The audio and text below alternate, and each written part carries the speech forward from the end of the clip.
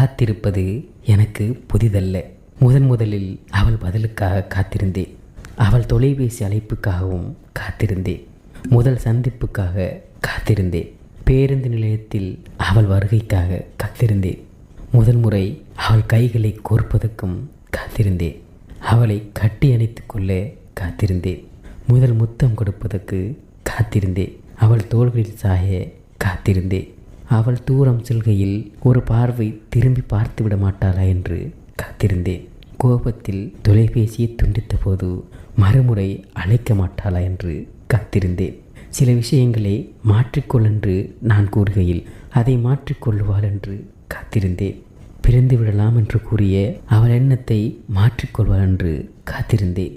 பிரிந்து விட்ட பின் அவளிடமிருந்து ஒரு அழைப்பு வந்து விடாதா என்று காத்திருந்தேன். இன்று வரை காத்திருக்கிறேன் அவளுக்காக.